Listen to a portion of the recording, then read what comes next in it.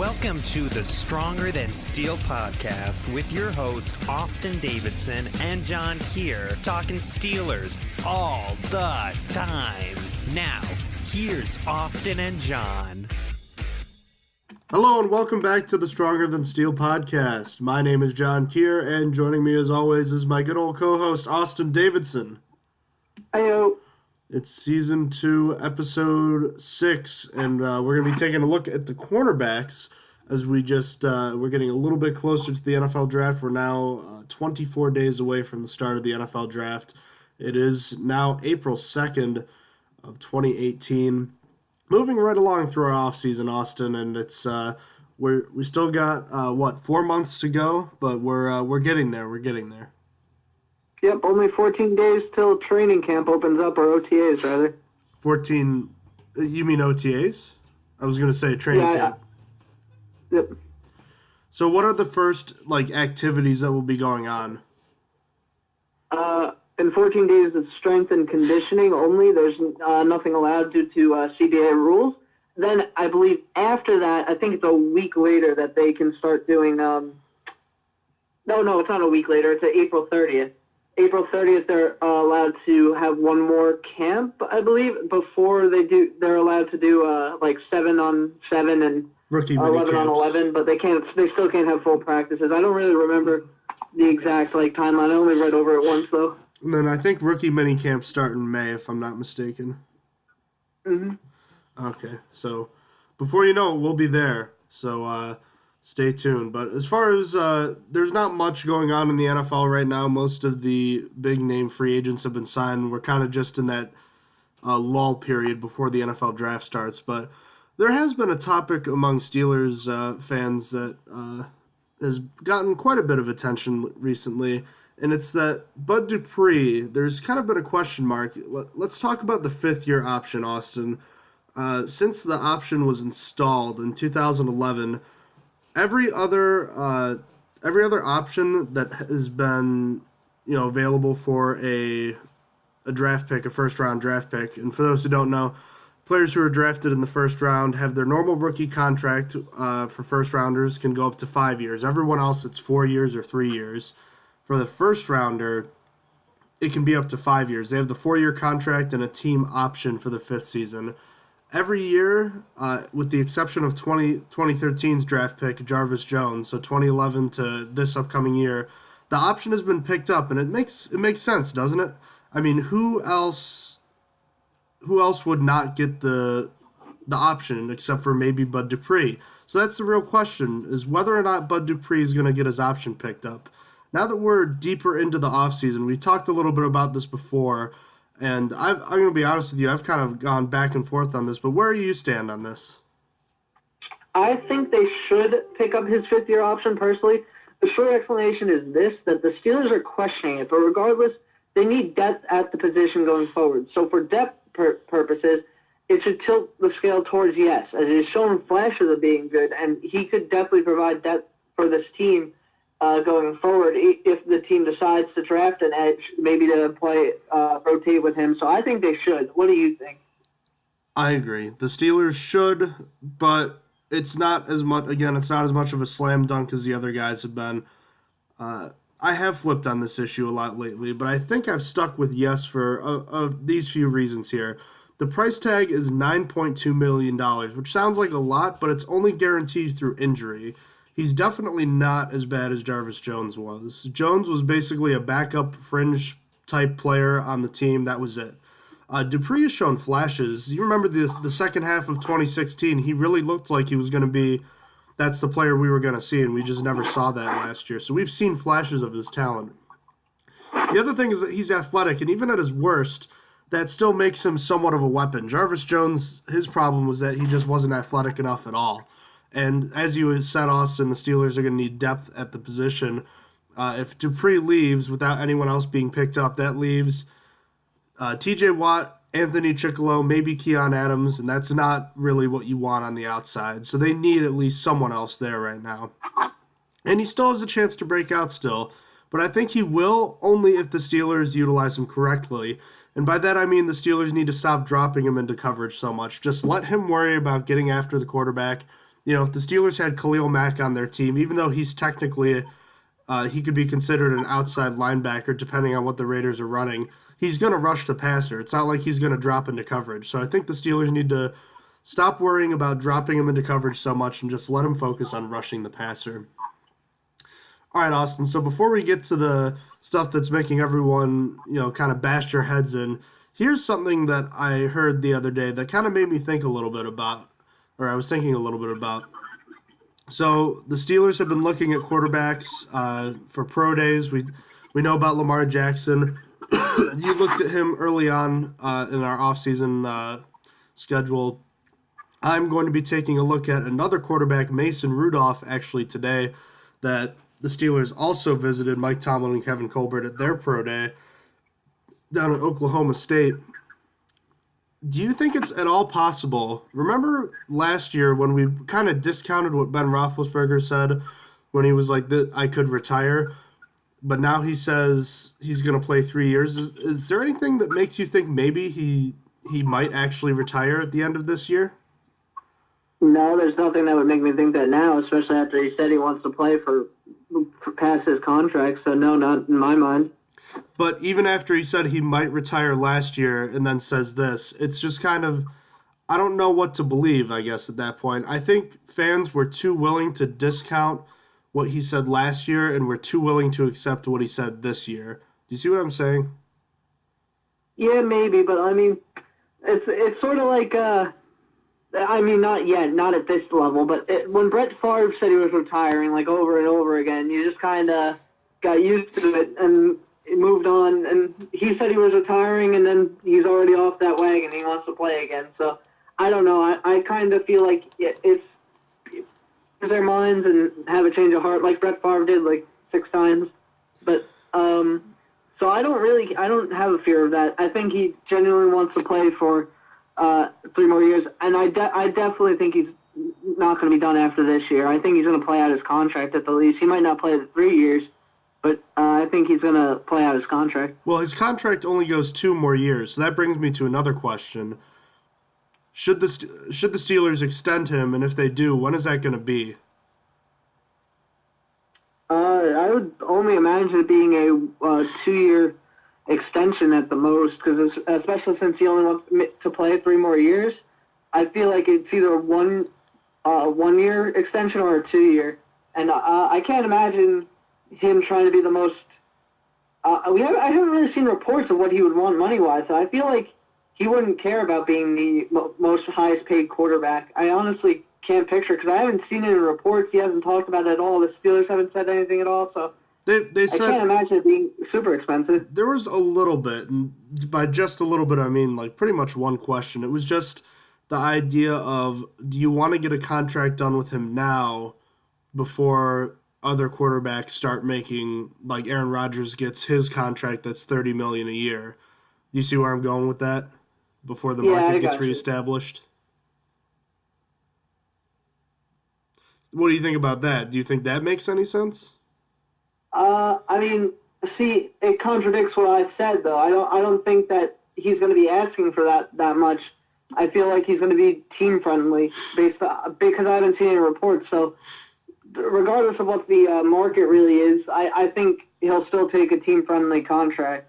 Yeah, to be completely honest with you, even at that point, I don't think it's going to matter that much because the cap is also going to go up too. So I don't think it's going to be that huge of a deal, but it's just something that I was kind of curious about because it is something that we really haven't talked about, but it's something that's been on the horizon nevertheless, just kind of flown under the radar.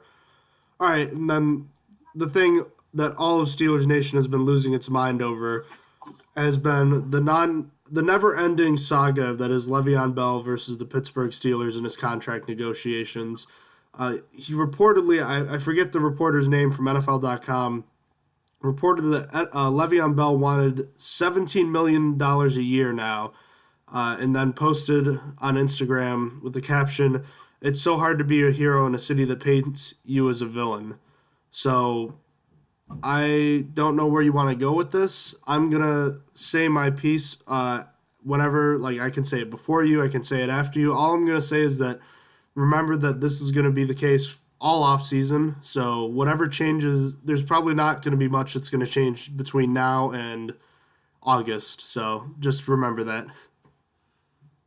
Yeah. Well, I think he says that, but he's the only one holding the paintbrush. He is the one that is in control of his own destiny. He's in control of his own picture in the city of Pittsburgh. He is painting himself this way. It's not the fans' fault that that he wants this amount of money and that they think he's crazy. It's unprecedented what he wants. It's super unprecedented. It's not only being the highest paid running back at what's it called? Getting over $14 million, over whatever Adrian Peterson got paid that long ago would be unprecedented. He wants double highest paid running back. Being paid double the next highest position is unprecedented ever. I can't think of a time where it just jumped out like that. A position just doubled in value. But lately, now that what I've been thinking, I've been a huge advocate of rescinding the tag. I've been a huge advocate because if that's what he wants, there's no team. The Browns won't, the 49ers won't, anyone. No one is going to offer him $17 million a year, and I will put money down on that. I'd put all my money down. I see them putting up to $16 million. That one extra million is way too much for his position. He's almost getting paid. He's almost getting paid quarterback money at that point. And what I've been thinking, going back to my main point, was to continue my idea of rescinding the tag, and then actually I take it back. I want him to play this year, not rescinding the tag. Play this year, let him walk. Don't even try and offer him a contract. I think it'd be a waste of time. And then just try and bring in a top running back free agent. There are so many top free agent running backs coming up, and the Steelers might have to play a year where they play a rookie. They might have to draft a running back. They might have to bring a kind of bad one, but they can use a bridge one and then just bring in, I don't know, there's going to be so many free agents. A lot of them are going to be franchise tagged more than likely. They might. But one that came to my attention was really interesting was Melvin Gordon. He's going to be a free agent after this next season, but he has a fifth-year option, which the Chargers are going to activate more than likely.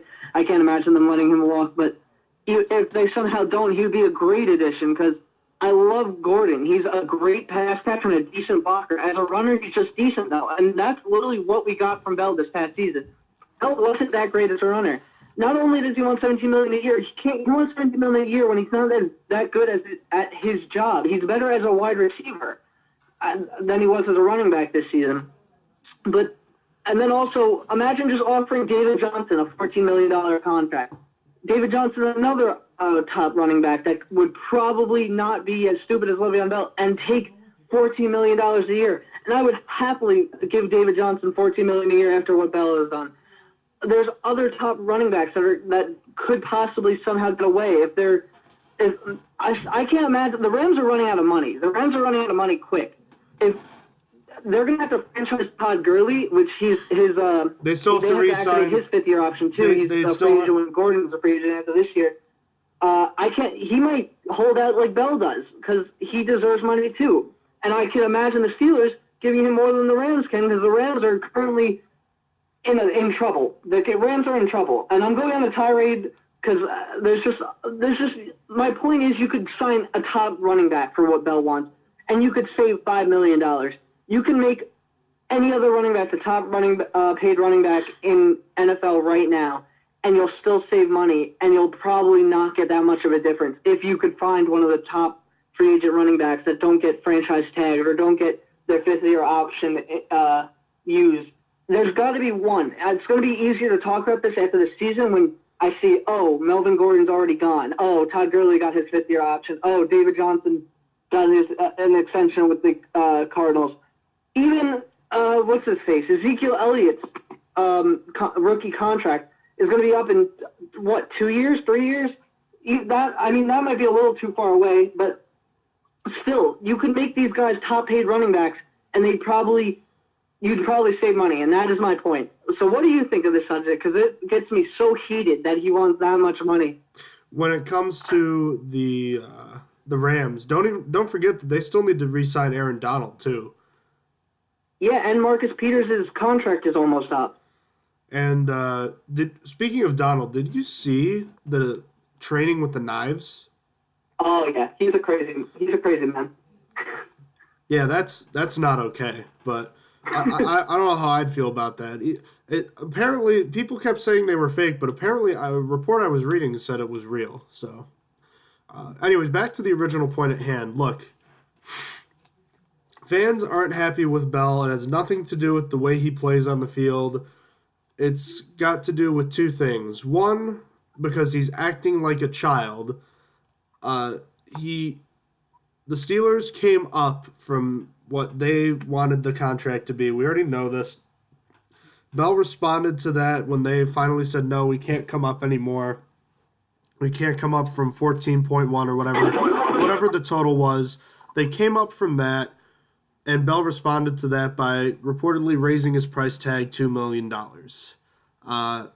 Why, though? Why would you want to pay Lev Bell more than double what the second highest paid running back in the NFL would make, Devontae Freeman, who makes, I think, 8.5 roughly, so basically double. All right, so let's go over Bell's history, and he seems pretty delusional here, if you ask me.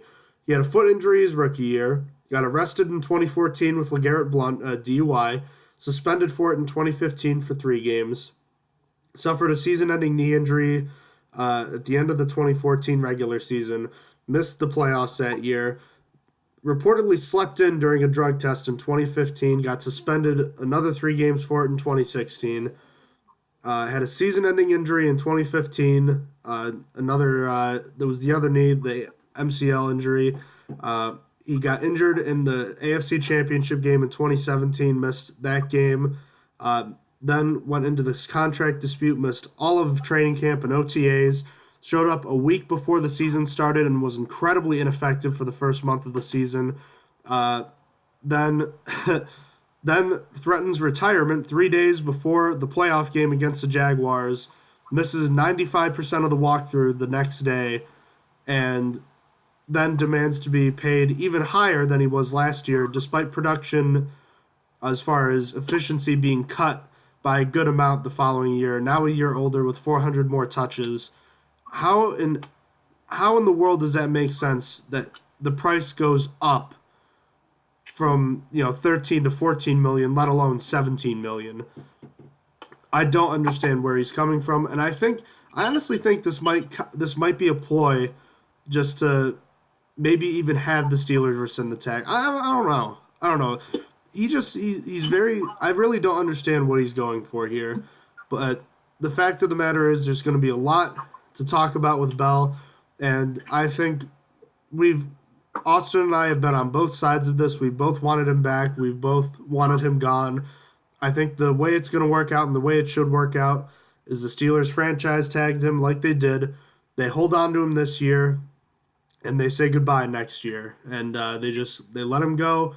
As far as how they address the position, I've been saying for the last month or so, I want the Steelers to draft a running back in the mid to late rounds, hopefully as a third down type of back. Although, to be honest with you, I kind of was getting excited about hearing certain names, although I do know that if the Steelers take a back early in this draft, it would be a waste because Bell's the kind of guy that's going to play a lot. So it wouldn't make sense, really, adding a back early because it's not going to help the team right now. But I'd say a mid to late round pick this year, add to that committee for next year, and then either sign a free agent or preferably add a back before the third round, maybe even in the third round next year. Then you can have 3 young backs and Connor, the pick this year and the pick next year, to form a nice little committee there. So, I don't know. What do you think about that? The committee? Yeah. Running backs by committee? Where you have Connor, who could be a short yardage or just, a tough running, maybe like a close out the game kind of guy. You draft one in the mid rounds that could be a third down back this year, and then you draft your lead guy next year in the first 1 to 3 rounds. Yeah, that could be a decent to have a rotation, join like the Patriots, the Eagles, and teams that use running back rotations successfully. And I feel like that could work. Let's be honest. It's gonna take it. It's not gonna happen this year, but they can put a part together for next year, and then they can finally put the last pieces together going into next year. This isn't something that happens overnight. It'll take time, but I think that they can get one step closer in the draft. But we know it's a mess. It's going to be a mess. There's going to be a lot of talk, a lot of nonsense, a lot of talk from Bell about stuff, a lot of talk from the Steelers fans, and it's I guess it's a good thing we're in April already because we're that much closer to this thing being over, but it also means we have that many months left of this crap. So, all right, on to the cornerbacks. The cornerback position last year, Austin, kind of improved. We had a surprise signing at the beginning of the regular season in Joe Hayden, and he helped bolster that unit. But I'd argue that the unit itself was probably the best that it's been in the last 3 to 4 years, wouldn't you say? I agree to that sentiment, yeah. So what do the Steelers have at this position right now? Well, starting with Artie Burns. At times, Artie Burns has been my whipping boy. I have let him have it on multiple occasions for bad coverage, getting beat bad, getting really confused on the play, and bad tackling. But for the first half of the season, that was really all he got from me. However, he did turn it around in the second half. In the second half, I found myself praising him a lot more than I was used to, and honestly, I was glad. But really, that first bad half and that second good half has defined his career so far. He's very inconsistent. At times looking fantastic and looking like a Pro Bowler, other times looking like a late-round rookie who had no idea what is going on. That is sort of what the Steelers embraced when drafting him. They knew he was a developmental type guy that could have probably fell to the second round. But I have high hopes for next season, seeing as he finished this past season. I think this may be his breakout year this upcoming season. Next, I'll cover Joe Hayden. He had a pretty good year for the Steelers. I thought he would only be a slight upgrade over Ross Cockrell, but definitely proved me wrong. He wasn't his old Pro Bowl form like he was before his injuries with the Browns, but there are high hopes for him as this is going to be his first offseason in quite a few years that he didn't need surgery. So he'll finally be able to get a full offseason worth of practice and rest in. So that can only lead to more good from him. To wrap up the starters, I'll finish with Mike Hilton. Mike Hilton is my favorite player on defense right now, hands down. Opposed to what I consider Burns on the other side as my whipping boy, Hilton has been the golden child that can't do any wrong. The undrafted free agent that spent time with both the Jaguars and Patriots has been nothing less of a gem that somehow the Steelers found right under the Patriots' noses, and the Patriots needed cornerbacks. The league may not know his name yet, but now the spotlight is on him now that he has a full-time starting job. Hopefully, he will be able to impress in more playing time because he is so fun to watch with his pass rushing abilities. But on to the backups now. Cameron Sutton was late to the party last season due to his injury, but he got his time to shine in the game against the Bengals where Sensabaugh was getting absolutely torched. He sort of impressed me. He wasn't super amazing, but he was pretty good in the time he got to start. And from then on, he continued that. Not super amazing, but definitely a formidable backup and a very good rotational player. I'm excited to see if he has a bigger role as a kick returner going into next season, too, so I'm excited for that. Next up is Sensabaugh. Sensabaugh just really isn't all too great. As a backup, he is okay, but he obviously couldn't handle starting a role when Hayden was out. He offers Steelers depth, but not much more. It wouldn't be good to see him playing if one of the other corners got injured. Who knows? He could even get cut after the draft in favor of a rookie, Deshaun Phillips, or Deshaun Phillips, who made a lot of special teams contributions for the Redskins before he got traded to the Steelers last season. Or Brian Allen. And speaking of Brian Allen, that's really all that's left. The Steelers' 2017 fifth-round selection from Utah. He's a developmental player that we had hoped the Steelers would keep going into the season, last season, and the Steelers did follow through as he has a ton of upside. I don't really have high hopes for him this season, but I do think if he sits and develops a little bit longer, he can be a decent backup and rotational player. And that really just leaves Antonio Crawford, who will probably only stick around for camp, and that's really it. I didn't even know much more about Antonio Crawford. It was a surprise to see he was on the roster because I didn't know that until I had to look up the Pittsburgh's current roster. But yeah, so what do you think of the cornerbacks we have currently? Well, I just said it. This is probably the best state this unit's been in for the past maybe half decade. There really isn't a true number one cornerback here, but top to bottom, this looks as good as we've seen under Keith Butler. Joe Hayden probably performed about as well as we thought he could have, given the fact that we all knew that he wasn't going to be his former Pro Bowl self. Opposite Hayden, Artie Burns had a season filled with peak and valleys, just like you said, his career is basically defined by. Burns had high expectations after dueling well with Antonio Brown in training camp, but he made too many mistakes in 2017 to be considered an improvement on his rookie season in 2016. What is good, though, is that most of his mistakes are mental, and while you would have liked to have seen less mental mistakes this year, they should, in theory, be easier to correct than physical mistakes, because his physical attributes are not problems here. So he does have the chance to keep improving next year. You talked about him. Mike Hilton, revelation at slot cornerback last year. He was the best blitzing cornerback in the NFL, and all it took was 1 year flat. He's a good run defender, and he's deceptively effective in coverage despite his size. He was amazing in 2017. There are questions about him being able to continue it next year, being a former undrafted free agent, but I'm not, frankly, too worried about it. Beyond that, the Steelers have Cameron Sutton, who was very promising in limited action in 2018. Excuse me. The coaches love him. There's been talks about moving him to safety, keeping him at outside corner, moving him to the slot, but right now there's just no room for Sutton to play, and that's honestly a good thing, because if Sutton is as good as the coaches seem to think, that's going to be very good. It means the Steelers have some good depth at that position, the best they've had in a while. He did look good in limited action last year. Beyond that, the depth pieces are Cody Sensabaugh and Brian Allen. They're going to be the special teams players mostly. Allen, I'm excited to see that he made it through the whole season without getting cut. Pretty much just a special teams player.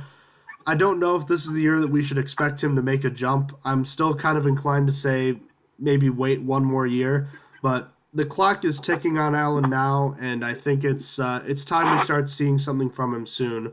The veteran Sensabaugh struggled in 2017 and just really he had a decent game against the Titans before giving up a long touchdown, and that just seemed to kind of burn him for the rest of the year. I expect this is his last year. This is his last year with the Steelers, I believe. Yeah, he has 1 year remaining at $1.4 million. I expect this will be his last in 2018.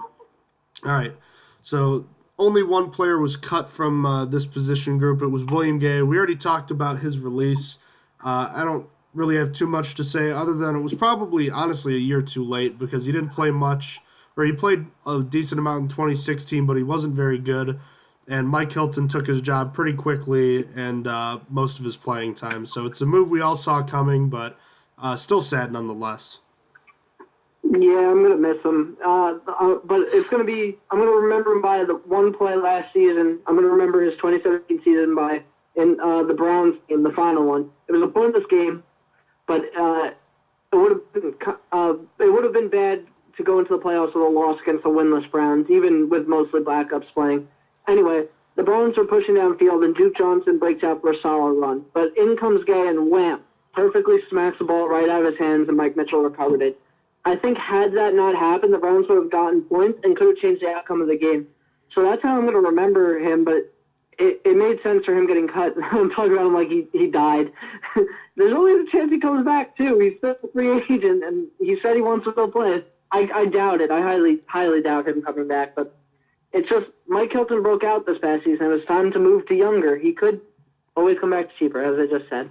It would have to be like a Brett Kiesel situation or James Harrison where he comes out of retirement when there's destitute injuries there. That's the only way I see it. But as far as the other free agents go, Austin, there's not much. They got their man in Joe Hayden last year. There's no need to add any others here. Yeah, I agree. There's very little. As far as the draft goes, this kind of depends for me, depending on if Sutton moves to safety or not. If he moves to safety, I think it becomes an important position. But if not, I think I'm happy with the group they have. Yeah, there's also here very little. Since only has 1 year left and he plays special teams as a backup, but that can wait until next year, and it may not even be necessary. Brian Allen can stay on the roster. So time will tell. But just in case the Steelers do end up looking at some cornerbacks, who are some guys that the Steelers fans should be paying attention to? The first one I got is Tyrone Johnson from Weber State. He's 5'11", 192 pounds. As a receiver, Johnson was not highly recruited by FBS schools, even as an all-metro receiver from Sacramento. But when he got to Weber State, they found his true role. They moved him to cornerback in his freshman season and started in 5 of the 12 games played. He finished with 31 tackles, an interception, and 9 pass breakups in his first season as a cornerback. And then he only got better. In his second year, he was an honorable mention all-conference pick. In his junior year, he was a second-team All-Big Sky pick again, improving, but he really broke out his senior season. He earned himself first-team Associated Press All-American and first-team All-Big Sky sacks by getting 49 tackles, 3 for a loss, 2 sacks, 3 interceptions, and a team-high 9 pass breakups. So he's one of the stronger cornerbacks coming out of this draft. He is tied for the 5th most bench press reps, so that's pretty solid. He knows how strong he is, so he plays physical and isn't afraid to make a tackle, which is a big plus. While not the fastest straight line speed, he has a quick burst to get to a ball, and when he transitions into man coverage, he makes sure to accelerate early to keep up with a faster competition. So how is he in coverage on the ass? And he's actually pretty good. He has natural coverage skills and instincts. He basically uses his body in coverage, leaning on receivers and smothering them to crowd the receiver's catch space.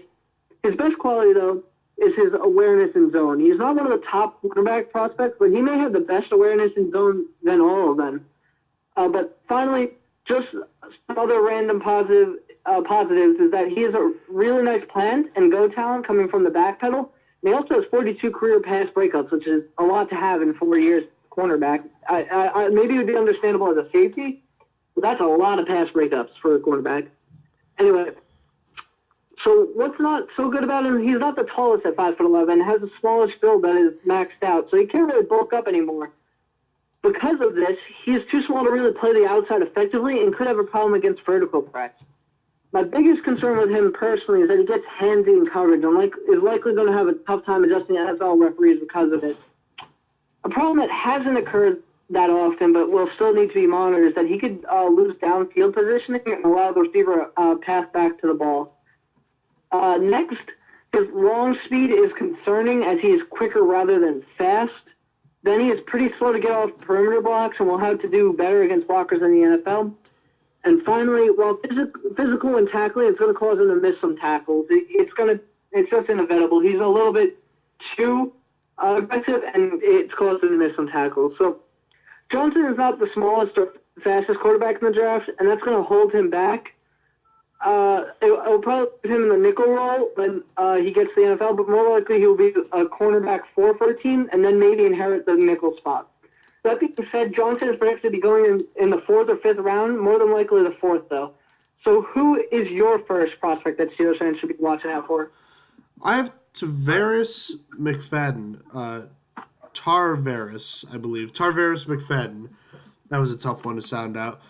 From Florida State. He's a tall quarterback at 6'2" and 198 pounds. He didn't participate a ton in the combine, but he did have a good vertical. 38.5 inches, which was good for 3rd out of the 28 cornerbacks that were at the NFL Combine. McFadden's a tough customer. He actually played through his sophomore year with a torn labrum, and I actually suffered that same injury my junior year of high school. It's not the most debilitating injury ever, but one's ability to play the ball would be greatly diminished, I would think, and he didn't miss a beat. He led the country with 8 interceptions that year and was nominated for the Bronco Nagurski Award that year, which is the nation's top defender, making first All-ACC honors and had 6 more pass breakups. He followed up his strong 2016 season with another good season in 2017, starting all 13 games with 10 pass breakups, making him a second-team All-ACC selection that year. So you might wonder what's great about him. McFadden fits the mold of the tall and physical cornerback with the long wingspan that coaches look for in an NFL cornerback. He has a strong jab at the line of scrimmage, making him an effective bump-and-run cornerback. He transitions from backpedaling to running in the other direction fluidly, and he doesn't take a lot of time to do it. He has long arms that make it easy for him to get hands on the receiver or the ball. He has a good frame and great hands, which means he usually wins one-on-one battles with underthrown balls. He has good ball skills, obviously, after leading the nation with interceptions in 2016. and therefore he does a good job of finding the ball in the air. And even when he doesn't catch the ball, he's great at raking it away from the receiver when they're trying to haul it in, as evidenced by all of his pass breakups. And he allowed a completion percentage of just 39.7% last year. But on the flip side, there are some concerns with McFadden. He doesn't possess the top-end speed needed at this position to cover fly and vertical routes. He gave up way too many touchdowns where he was simply beat at the line of scrimmage and because of his average burst and weak closing speed. He's going to be limited in some defenses, and despite having good size, his strength isn't where you'd want it to be for someone that big, and that negatively affects his tackling too. He routinely misses tackles by only using his arms and plays with a high pad level too often. He doesn't have quickness in lateral plays near the line of scrimmage, so he'd get rubbed out a lot on those short drag routes. And if he panics, he's going to, or believes a receiver's going to get past him, he's going to get called for pass interference penalties. He had 4 called against him last year. And also, he had a concerning drop-off from 8 interceptions in 2016 to 0 in 2017. So that's something that's going to make your eyes pop. So the bottom line is that McFadden's a decent press cornerback right now, but he lacks the overall speed and agility to be an every down cornerback right now. He has great ball skills, and that's nice. But again, the drop in interceptions from 8 to 0 is concerning. And he has good talent when it comes to playing the ball, and he'll never make the receiver's life easy when the ball comes his way. But inconsistencies in tackling have hurt his team in the past. He projects as an early to mid-round selection due to the measurables and his coverage talent, but his lack of speed and agility are going to, along with his struggles in tackling, are going to keep him from being a top cornerback taken in this draft. He's a early-ish round pick, so probably between the 2nd and 4th rounds, I would imagine, Austin. Give me a second cornerback that the Steelers fans should be looking at. The second one I have is Jamarcus King from South Carolina. He's 6'1", 185 pounds, and he's another cornerback prospect that was a receiver coming out of high school. When he went to community college, he had his position switched to cornerback, and then was recruited to South Carolina after 2 years at Coffeyville. In his first year at South Carolina, he started 11 of the 13 games, getting a whopping 56 tackles, 3 interceptions, and a team-leading 9 pass breakups. In 2017, he started all 13 games, getting 41 tackles, a sack, 2 interceptions, and a team-leading 12 pass breakups. So physically, he's got a good length to him, and he knows how to use it to his advantage. But what's really good about King is that he is a ball hawk. He has 27 passes defensed, including 5 interceptions in just 2 seasons. That's pretty good production for a later-round guy. He just really plays for the ball, often looking to attack the pass catcher's edge to get his best angle on the ball. And also, he has a really good timing and accuracy to disrupt the catcher at the catch point.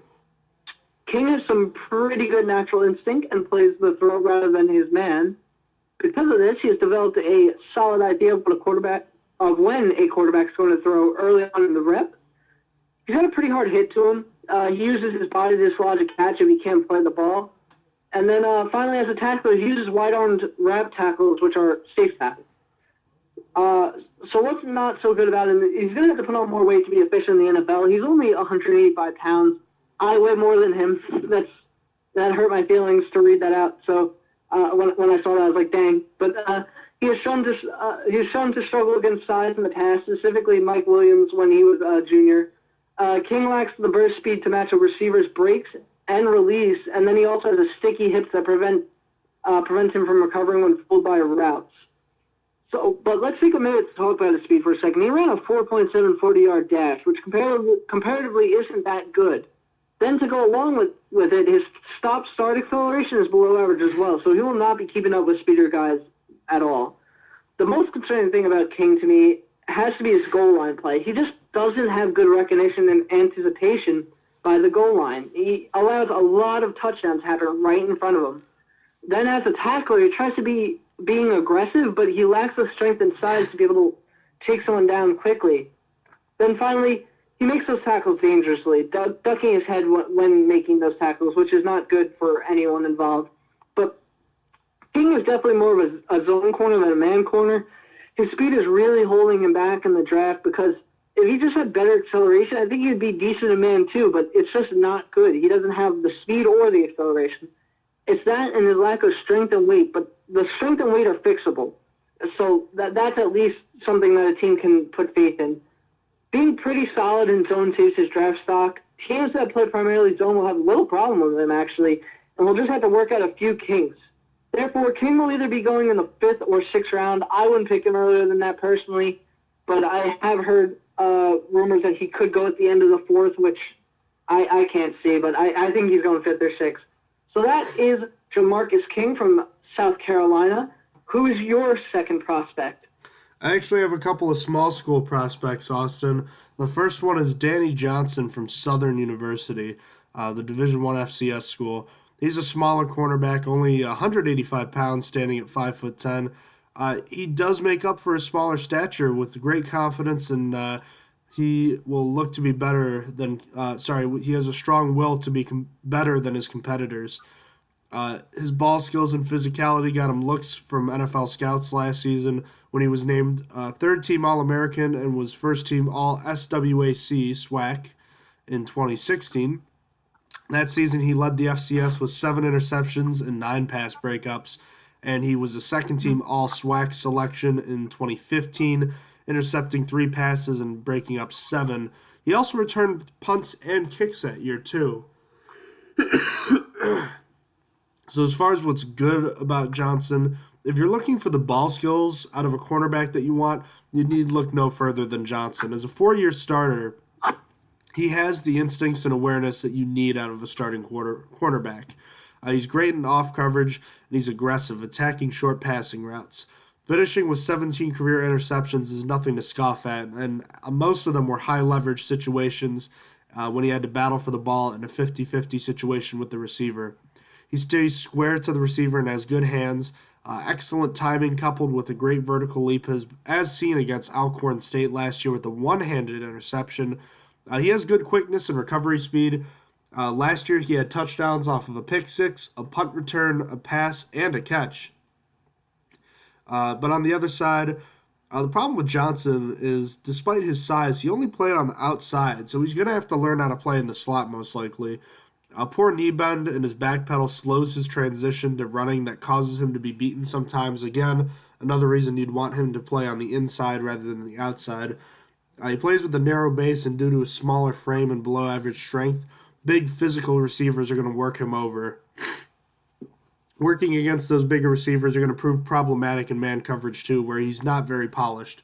He wastes too many steps in man coverage and can easily be described as miserable when it comes to tackling. The tape shows as much, where unless a running play was coming right at him, he wasn't always willing to make the tackle. And despite his size, Johnson was able to use superior talent, bottom line.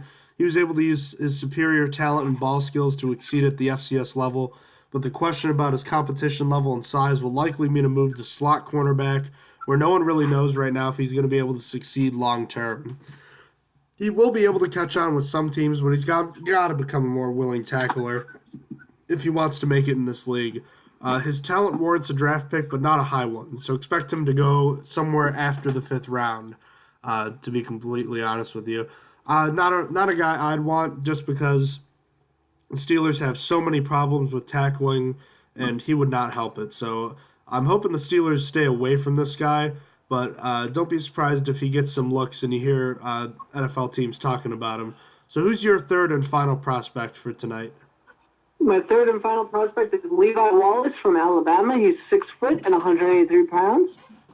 Wallace has a pretty good story to him. He was a walk-on at Alabama. And if you don't know college football, at Alabama, along with most big football schools, it is not easy to be a walk-on and then earn a starting role, but Wallace did. He didn't play until 2016, where he was a reserve player and special teams player, but in 2017, he took on a starting role. He led Alabama with 15 pass breakups and also had 48 tackles, 4.5 for a loss, and 2 sacks. He waited to get his chance to shine in a very hard situation where he went from intramural flag football to college football playoff starter in just 3 years. This kid just has perseverance and great work ethic written all over him. While Wallace isn't the most physically gifted, he is very long, which is why he was so good at breaking up passes this past season. One of the things that I like most about him is that he hits a really disruptive press jab that he times really well when he uses it. I think it's actually my favorite quality about him. He's pretty good at following receivers' pattern with quality foot movements, and he has the patience to wait for a receiver to commit to the release before opening up his hips. Wallace has pretty good closing speed on the ball while playing from off coverage, and to go along with that, he has soft hands that allow him to take away the ball with ease. Finally, another one of his good stats is that he allowed a completion percentage of just 32.7, which is pretty dang good, as he was the third cornerback. He was the technical, in quotes, worst cornerback on Alabama. So that's a pretty low completion percentage. I mentioned it earlier, but Wallace is pretty thin. He's only slightly built and has skinny limbs. That being said, his play strength is a concern, and he probably knows that as he didn't participate in the bench press. Now onto his play, he can get big-bodied by physical, tall receivers, and that will knock him off balance. Then while he has the hands for interceptions, he often doesn't get his head around to find the ball enough to intercept it. Otherwise, he probably would have had more interceptions on the year. Then while pretty small, his acceleration to close distance is just average, which for a thin guy, you would expect him to be a little bit better in that department. His tackling is going to need some work when he gets into the NFL, as he has a grab and drag tackler that absorbs most of the damage in the collision, which is both unsafe to him and a poor way to tackle.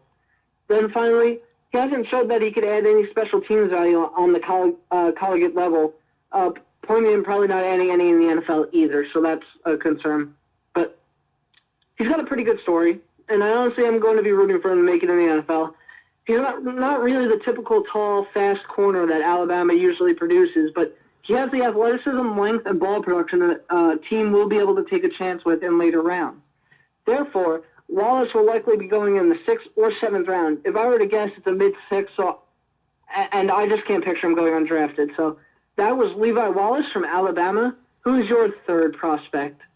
My third and final cornerback prospect is Michael Joseph. For those of you wondering, you probably have not heard his name, or if you have, you really pay attention to your stuff, and good for you. Joseph is a cornerback out of Dupree. I don't know how you pronounce it, actually. It's a school I had never heard of before. He's got good size, though. It's 6'1", but it's a Division III school, so the fact that he's getting NFL attention means that he dominated in Division III, and that is absolutely the truth. After not playing his freshman year in 2014, all of a sudden the coaches couldn't keep him off the field in 2015. He started 11 games in 2015, earning all Iowa Conference honors that year with 42 tackles, 3 picks, and 4 pass breakups. He got the same accolades in 2016, his junior year, while increasing his total tackle count to 68 and his pass breakups to 8. He was named the Iowa Conference Defensive Player of the Year last year, along with the first-team All-Iowa Conference honor for the 3rd straight year, and he finished with 8 interceptions and 8 pass breakups. So what is so good about him? Well, he obviously dominates the competition. He's got that combination of size and speed that you want in a cornerback, and he showed good versatility, being able to play on both the outside and in the slot. He's played in a lot of different schemes in his collegiate career, making him known as a smart player by his peers. He has good technique, showing a good backpedal and transitions to run well with other receivers, keeping him close, especially close to those receivers, especially when they break into a route. His hips look good when he breaks down to crash into the receiver when he catches the ball, and he's got great acceleration. He's instinctive, and he responds well when he's playing in off coverage as opposed to bump and run. Was known to diagnose plays where they were going before the ball was snapped, leading him to be exactly where the ball was thrown, leading to an interception. So he has great instincts, and he communicates well in zone coverage, which is a key in the Steelers' defense, and he's very good at tracking the ball through the air. With 15 career interceptions, it's clear he can catch the ball pretty well, and he's also a very willing tackler as well. As far as what you wouldn't like from him, though, the fact of the matter with Division III football players is that you just aren't sold on his production because he hasn't played top-level competition. He doesn't have great technique in man coverage, and he's not patient when the offense runs play action. He gives up separation and has to play catch-up far too often, making up for it with his good speed, but he also hasn't faced top-end speed too often. He plays off balance, making it easy to push him away, and he tends to grab the receiver at the top of routes, leading to more penalties being called. It's also very bizarre. He's either a very sound tackler or he's going to try to take the head off of the receiver, which isn't always the worst thing in the world, but he also doesn't have enough pop behind his hits to really make a difference. So he really needs to stop making the decision to try to crush the receiver when he can't hit that hard. Focus more on tackling is what the coaches are going to be saying. So bottom line about Joseph is that you got to love his story, and you always like rooting for those Division III players that were never told that they were always told they never had a chance. He's got the speed and good measurables, but the fact of the matter is that he's going to have a long transition to the NFL. His man coverage skills need work, and it's going to be a while before he cracks the lineup, but he's in a great place to start. And as long as he receives proper coaching and he has the will to do something about it, there should be no reason he can't become a regular contributor on an NFL team. It just may take a year or two. Joseph is the classic guy like Brian Allen who you take a flyer on late in the draft. Expect him to be drafted, but not until at least after the 5th round. He's someone that if the Steelers needed a quarterback, I'd say I'd want this guy, but again, the Steelers don't really need one right now. So as I mentioned earlier in the show, the Steelers have been looking at quarterbacks, and Austin already looked at Lamar Jackson, but I only looked at 2 when Austin looked at 3, so I figured I might as well take a look at Mason Rudolph since the Steelers visited him at his pro day down at Oklahoma State. So Rudolph was a standout in high school as he was a finalist for South Carolina's Mr. Football Award as a senior in 2013.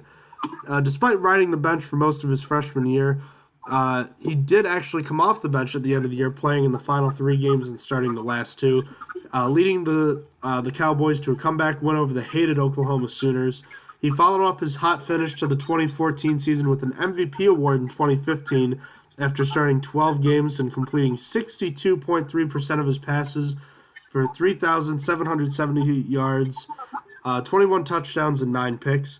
His junior year in 2016 got him all Big 12 honors, throwing for a career-high 4,091 yards, which was 8th in the country that year, with 28 touchdowns and just 4 interceptions.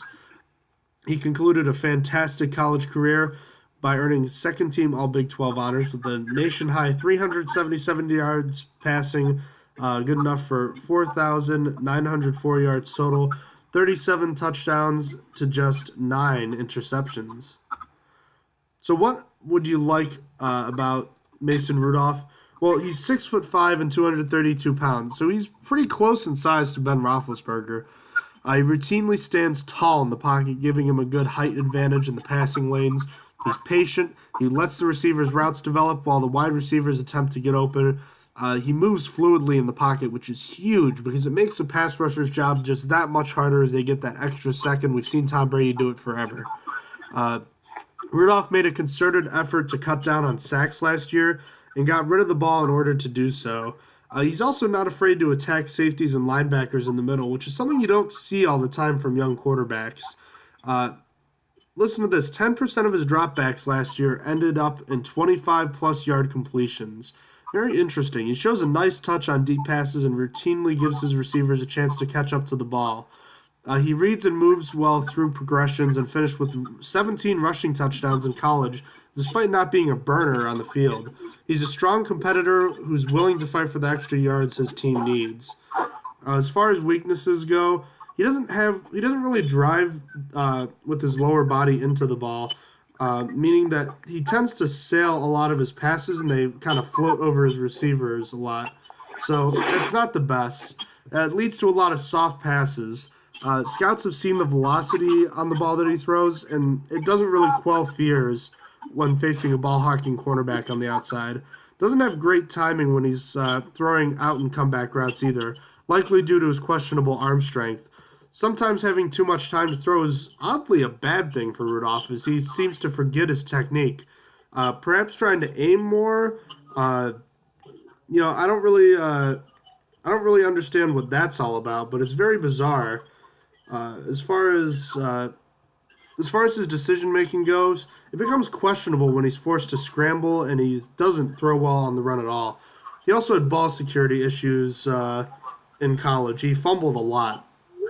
So bottom line, Rudolph is a tier below the top quarterbacks in this class because even though he does have a good ability to throw the ball down the field and he progresses well through the reads, his arm doesn't seem lively enough at times. and he turns the ball over way too much, which can't happen, especially when you can't move as much and you can't throw well when you move. Rudolph probably isn't ready to be handed the reins of a team just yet, but he could become a starter in a year or two. He's being mocked in the second or third round of this year's draft. All right, so that is all we've got for Mason Rudolph. So now let's look at ranking our prospects, Austin. So you've looked at your 3 quarterbacks. Who do you like as far as their fit with the Steelers, potentially your favorite to least favorite, and why? For me, as we've been going, it's really been about where they would be drafted. The position is still not that big of a need, so because of that and because of the story, Levi Wallace is my favorite. And that hurts Jamarcus King and Tyrone Johnson. Tyrone Johnson looks like he could be a good cornerback, but unfortunately, because of how good he is, he's not what I want for the Steelers. He's my third, and at least Jamarcus King is second. So I know I just did that really confusingly, so I'll do it easier now. Levi Wallace is my first. Jamarcus King is my second. Tyrone Johnson is my third. And it comes down to whether the Steelers should address this position, how early they should. And I think Levi Wallace is the best fit because he is addressed later, and I also liked him and his story. So how do you rank your prospect? Well, the guy I liked the most was Michael Joseph, the Division III product out of Dupree. Look, it's a great story, and the Steelers don't need a starter right now. He'd be a developmental option. But the fact of the matter is the Steelers have that in Brian Allen already, and I was very happy with that pick. So he doesn't make a ton of sense.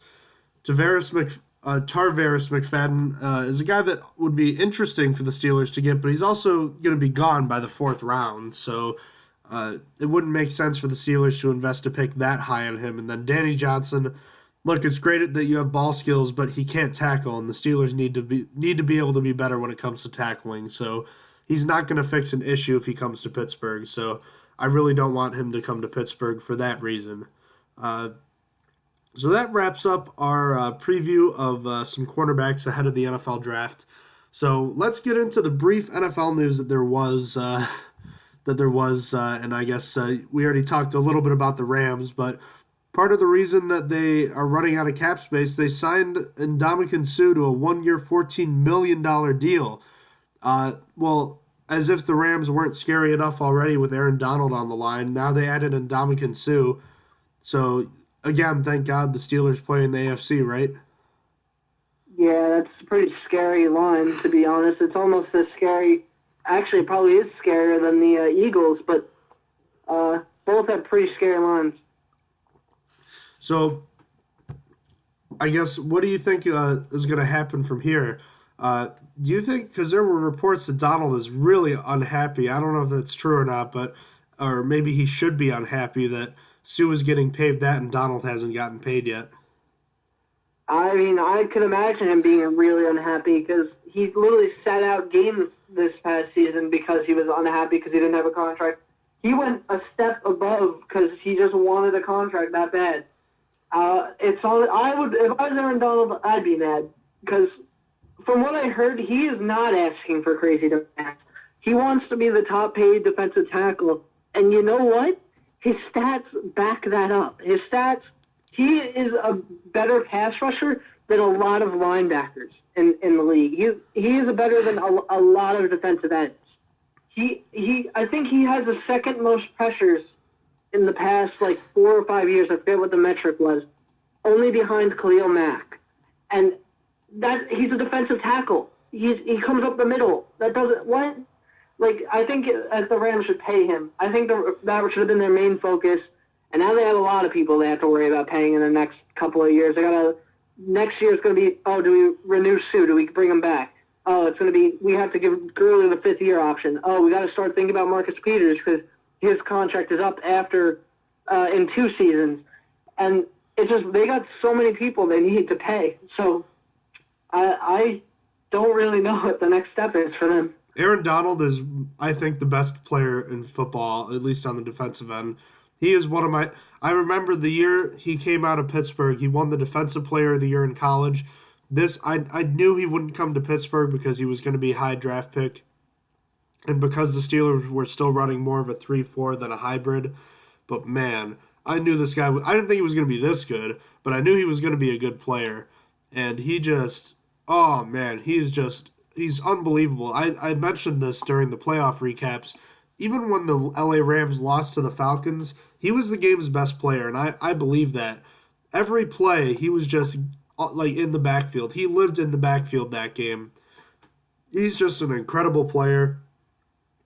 And to think that you're going to have to deal with him and another great talent in Ndamukong Suh, even if he's not at his prior ability, that's still not fun to play. Certainly not once a year, let alone twice or even three if they manage to play a division opponent in the playoffs.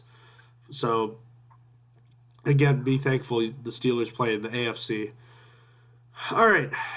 The owners' meetings concluded. The NFL passed a rule, basically the targeting rule, which we've seen in college where players can get ejected for illegal hits to the head. Do you know much about this? Because from what I understand, this was something that was pitched and passed by the NFL without the knowledge of the NFLPA, and it's very vague, which leads me to believe that this is actually more about the owners saving their own butts from lawsuits than it is about player safety. It seems, it makes sense in theory, but then when you apply it to officials who have to determine whether or not there was intent on the play, I don't know. That just seems very, very strange to me, and I think this could backfire in a huge way. They mostly fixed the catch rule, it seems, and now they're just going to create a whole bunch of a crap storm, if you will. I honestly don't understand this. I hate the rule in college. I get why it's there, but I don't like it, and I don't think it would work here either. See, I'm more on the side of, I always have an opinion. I always talk. This is something I gotta wait and see for. I really feel like I don't know how bad it is. Like, would Juju Smith-Schuster been ejected from the Bengals game where he smashed Vontaze Burfict? Is that what would be considered an ejection? Would that be showing intent? Because they suspended him afterwards. So, I mean, I have to think, yeah. It's just, I want to see how it's applied. I will definitely have an opinion once the season starts. Right now, I really don't know what to think. It's going to depend on how they enforce it, how stupid it is, because there is, like you said, there's almost opinion in it. It's ref has to determine intent, and how can you really tell that? You can't tell intent. It's not something that's measurable, or you can't just look at a guy and say, oh yeah, he meant to smash the heck out of him. Like I don't know. I have to wait and see. A perfect example is the Barry Church and Gronkowski play in the AFC Championship game where Church knocked out Gronkowski. Okay, so what else could Church have done there, I ask you?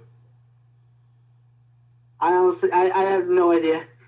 Nothing. Exactly. He could not have done anything except maybe go low and maybe you knock Gronkowski off his feet, but that's unlikely given how often that happens. And plus, we're talking about even more leg injuries. We're talking about, you see players break their legs all the time, tear their ACLs. You have no idea. If this thing is strictly enforced, you can forget about it. Players are going to cut blocks.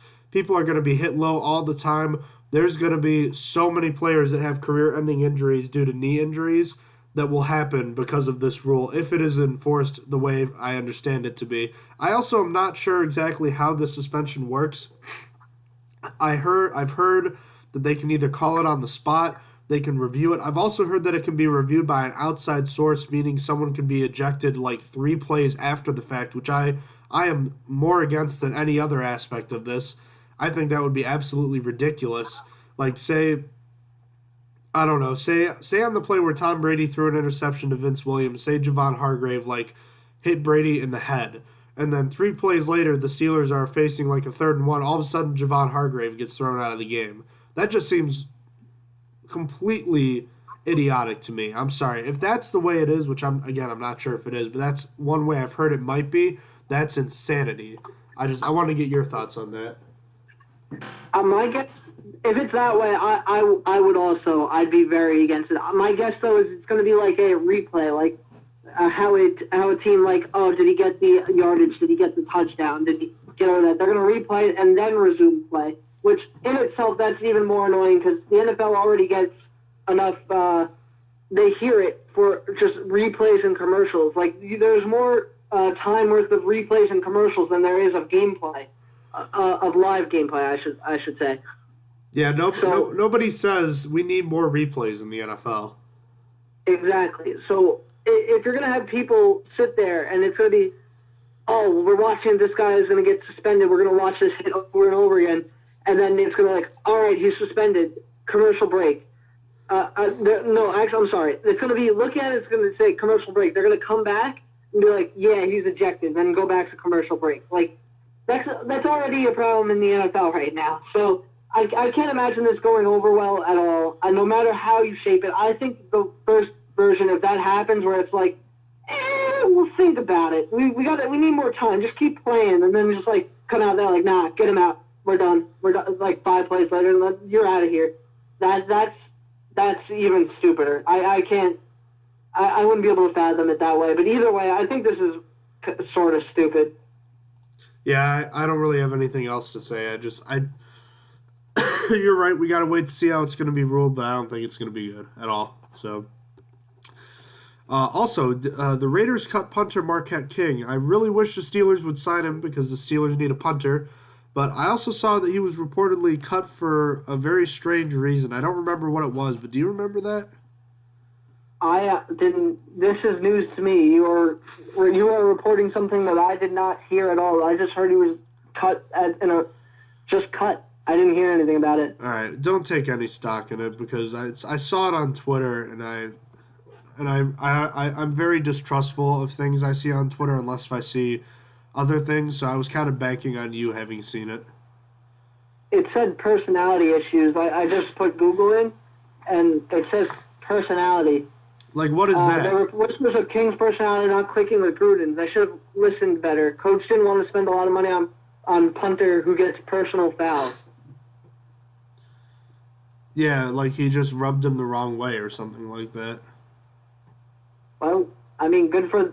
that's so stupid. That is literally, oh, he hurt my feelings, fire him. Like, why? Really? Like, you got rid of probably the second best punter in the league. I mean, yeah, it's a punter, but still.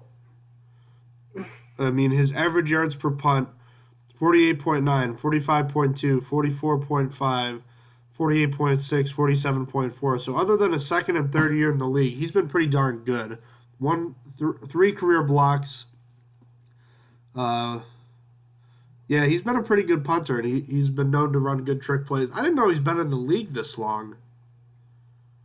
Man, because I remember Shane Leckler being the Raiders punter for a long time.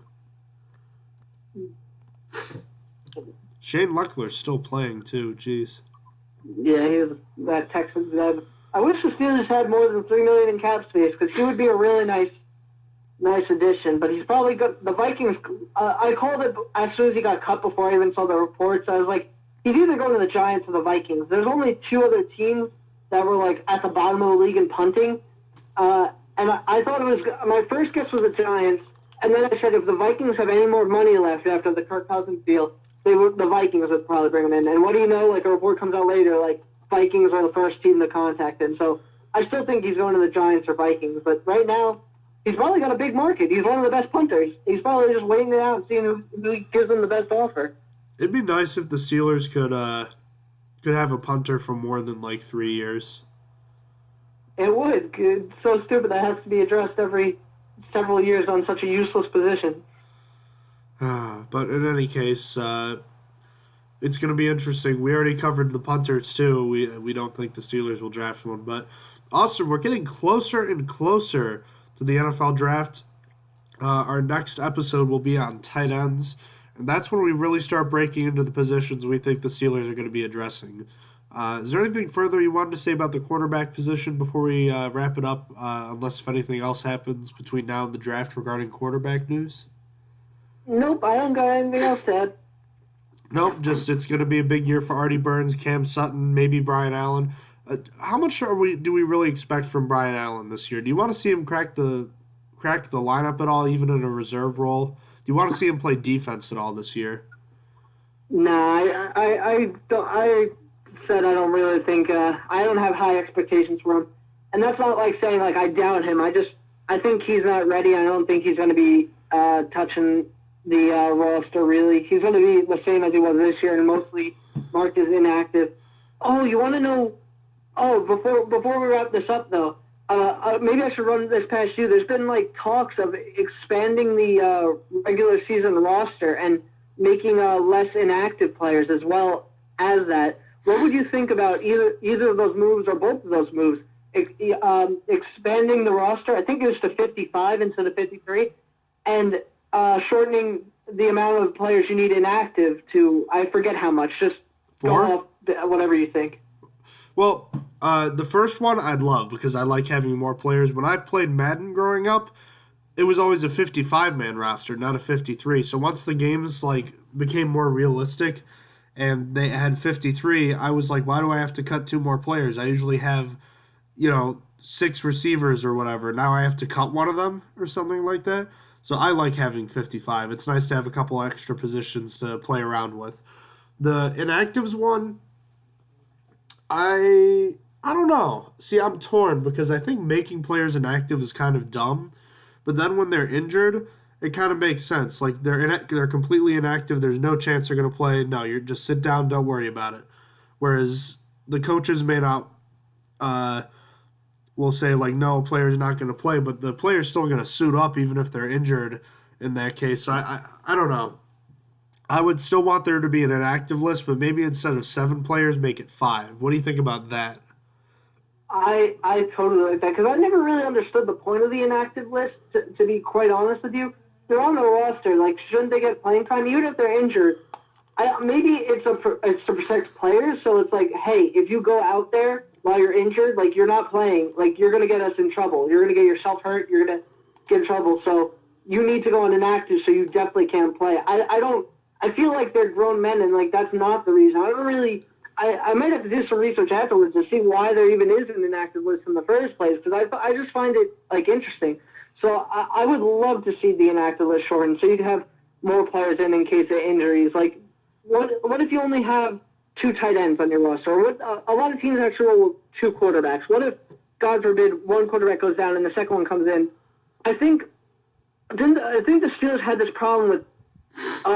There's an emergent. Not too long ago, actually. Because I remember them talking about Heath Miller having to be the quarterback if someone went down. I can't remember. Do you remember the situation that I'm talking about? It was when Michael Vick got hurt and Landry Jones took over against the Cardinals is probably what it was. But beyond that, there are like emergency quarterback situations where like I remember years ago the punter Tom Tupa played for the Jets.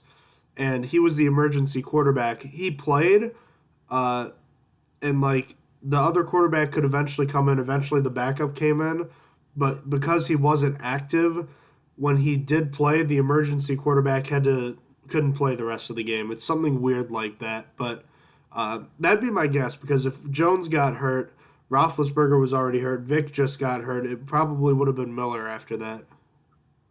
Yeah, so I feel like another case of the Packers. The Packers, I think it was 2 seasons ago now. This was right when Ty Montgomery got to be a running back. All their running backs got hurt, and they were left with no more. They had to literally use wide receiver Ty Montgomery as a running back. It worked out because they actually made him a running back, but like it sucked to them because they had to use a guy that's not used to the position. I believe in that game, if I remember, they set a record for amount of receivers with 10-plus receptions because Devontae Adams, Jordy Nelson, and someone else had 10-plus receptions after their running back went down.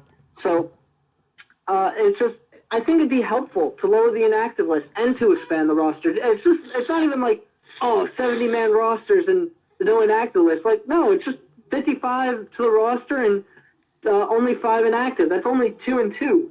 So you just have 2 more players on the roster and 2 more able to play. Like, it's not a big deal, but it also gives you options, like going into the all season. Like, you don't have to cut all those, like, you don't have to make those hard cuts as often. I mean, I'm sure, like, with the rosters expanding, it's going to get harder.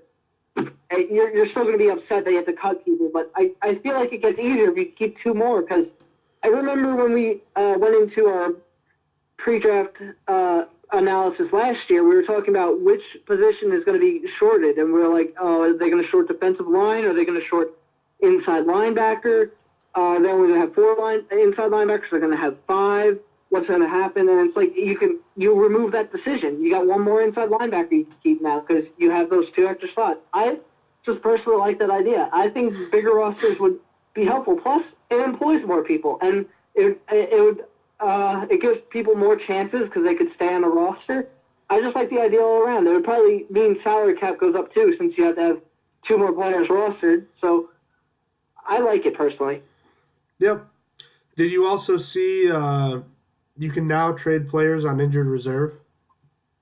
Yeah, the Broncos proposed that. I did see that. That's a smart move too. I like it. I can't imagine it happening very often, but maybe really good players that get injured could be traded. Yeah, if the Steelers could get someone on their injured reserve to be traded, that's a win, right? Yeah, exactly. They're not playing for the year, so if you're giving them to someone else, make them someone else's problem, that's a pretty good win. Yeah, so there you go. And with that, I think that'll wrap up episode 6 of season 3 of the Stronger Than Steel podcast, unless you have anything else you want to add. No, I think I'm good. All right, ladies and gentlemen, I want to apologize for this episode now, just because I am sick. I have a stuffy nose, in case you have not been able to tell. Still pretty sick, but getting through it, and hopefully with the warm weather just around the corner. Yes, it's still cold and snowing in Western New York, as it always does. But in any case, thank you so much for listening to us, and we're almost at the NFL draft. Austin and I still have a good amount of work to do. Austin, I wanted to pitch this to you. On top of our top, we'll do a mock draft episode. I was curious what you thought about maybe in that episode having your own big board of your 10 to 15 or maybe even 20 favorite prospects in the entire draft, and you rank them based on like a big board almost, just your own personal big board that you want to see the Steelers get, I guess. Oh, for the Steelers, just the Steelers alone, or just like my top 15 prospects for like all NFL teams? We could do either or both. Okay, yeah, no, I'm down for the cause. I wish you joined me for the mock draft last year. The mock draft last year was so much fun for me. I love trying to decide and being wrong everywhere where people would go. I think last year I literally only hit 1 prospect. I think it was I picked Leonard Fournette for the Jaguars, and I think that was it. I think everything else I messed up, and I did so much hard work and research. I was like, oh, who's visited with who? I can make this work, and it didn't. So I don't know how you want to do that, but I figured we could do something just because I like the Steelers mock draft, and then we could go from there. But anyways, it's a discussion for another time. I just wanted to pitch it to you now, get you thinking before we hung up. If you have any questions about the show, email us at strongerthansteelpodcast@gmail.com. Check us out on Twitter and Facebook. We post our episodes on SoundCloud and YouTube. Also on iTunes under the name Stronger Than Steel Podcast. Check out our website, strongerthansteel.blogspot.com, and check us out on Instagram as well. Thank you so much for joining us tonight, and Austin, you have a wonderful night, and I'll talk to you soon. Have a good night. As always, thanks for listening to the Stronger Than Steel podcast. You have been listening to Stronger Than Steel podcast. Thank you for joining us today, and don't forget to check out our website listed in the description below.